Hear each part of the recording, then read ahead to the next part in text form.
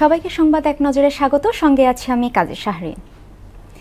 জুলাই আন্দোলনের প্রথম শহীদ শিক্ষার্থী আবু সাইদ হত্যার বিচার কাজ জানুয়ারির মধ্যেই শেষ হবে বলে আশা জানালেন ট্রাইব্যুনালের প্রসিকিউটর মিজানুল ইসলাম। শেখ হাসিনার মামলার রায়ের বিষয় উদ্বেগ নয় বলেও জানান তিনি। এদিকে এ রায়ের তারিখ নির্ধারণকে ঘিরে সুপ্রিম কোর্ট সহ আশেপাশের এলাকার নিরাপত্তার স্বার্থে জাতীয় ঈদগাহ মাঠে বহিরাগত প্রবেশের নিষেধাজ্ঞা জারি করা হয়েছে।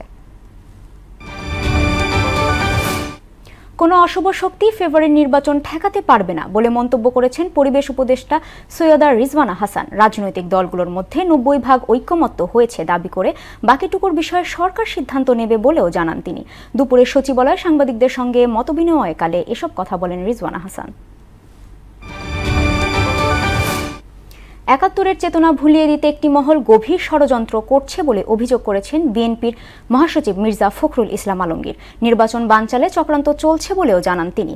আর জুলাই অভ্যুত্থান কারো একক কর্তৃত্বে হয়নি বলে মন্তব্য করেছেন বিএনপির স্থায়ী কমিটির সদস্য মঈন খান। আলাদা অনুষ্ঠানে তারা এসব কথা বলেন। আবারও ভোজ্য তেলের দাম বাড়ানোর সুপারিশ করেছে ট্রেড অ্যান্ড ট্যারিফ কমিশন। পণ্যটির দাম লিটার প্রতি ৯ টাকা ২৭ পয়সা বাড়ানোর সুপারিশ করা হয়েছে। এলসি মূল্য ও ডলারের বিনিময় হার বেড়ে যাওয়ায় ভোজ্য তেলের দাম বাড়ানোর সুপারিশ করা হয়। এতে বছরের শেষ দিকে এসে আবারও বিপাকে পড়তে যাচ্ছেন ভোক্তারা। দেশের স্বার্থের ক্ষতি করে কাউকে বন্দর অপারেশন করতে দেয়া হবে না বলে জানিয়েছেন নৌ পরিবহন উপদেষ্টা এম সাখাওয়াত হোসেন। সকালে লালদিয়া কন্টেইনার টার্মিনাল উদ্বোধনকালে তিনি বলেন, চট্টগ্রাম বন্দরকে আন্তর্জাতিক মানে উন্নীত করতে বিদেশি ব্যবস্থাপনা প্রয়োজন। বন্দর নিয়ে সরকার জাতীয় স্বার্থবিরোধী কোনো কাজ করবে না বলেও জানান উপদেষ্টা। ইকুয়েডরে একটি কারাগারে ভয়াবহ দাঙ্গায় অন্তত ৩১ বন্দী নিহত হয়েছে।